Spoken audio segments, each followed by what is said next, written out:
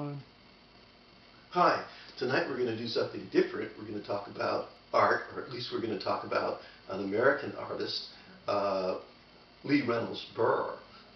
You're probably asking, what do I know about art? And I guess I should have to say that I know nothing about art, but I did stay at a fill in the blank last night, and so we feel comfortable in telling you about this artist. Actually, it starts with going through my storage space in my garage. Not my garage, but my storage facility, and moving it into my garage.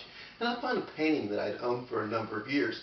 And it's been my practice now, after you kind of collect these things, to go onto the internet and type in the name of the artist to see if I could find out something about this work I collected just because I liked it. Well, it turned out that when I typed in the name Lee Reynolds, an incredible story follows. It turns out that an artist, he's still alive, Lee Reynolds Burr, had founded a studio in California called Vanguard.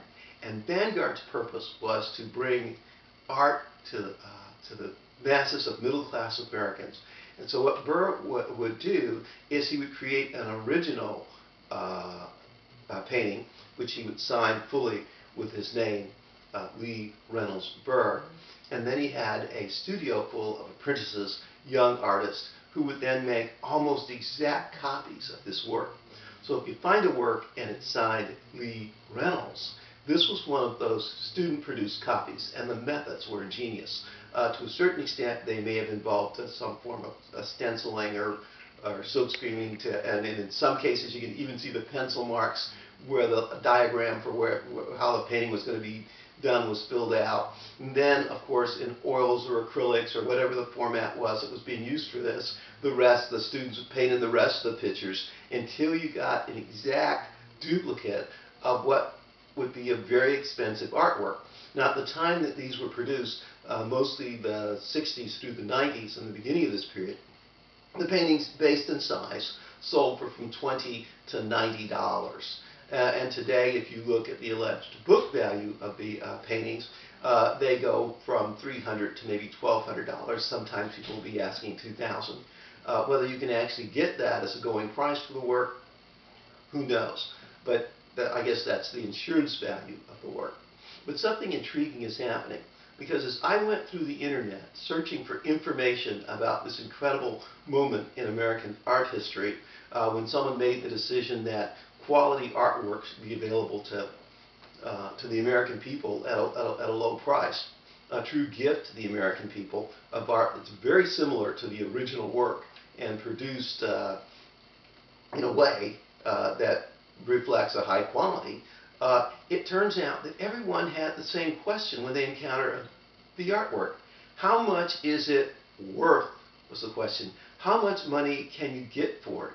And it suddenly occurred to me that part of this gift that had been given to us, this art, and you can like it or dislike it, but is that we were missing it. We were missing that it was art, that it was beauty, that it was an expression of whatever it was an expression was. It was to be experienced. Instead, we encounter what I like to call the Antiques Roadshow effect. And that is the belief that anything that you find that's old or different is sort of a lottery ticket. And the question is not what can you experience from it or what can you learn from it, but how much is it worth?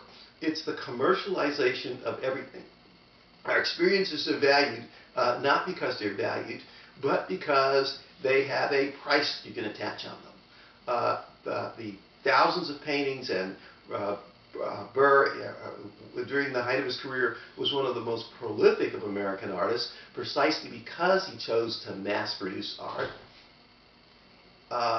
It can be found almost anywhere, and that you can find work of that quality for $5 at a garage sale or sitting around in your aunt's living room. This is a phenomenal thing that tells a story about art in America.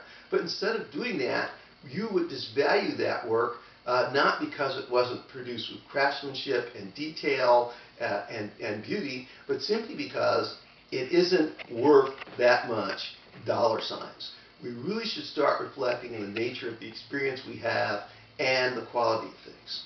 And so I'd like you to think about, if you see one of these works, maybe you should pick it up.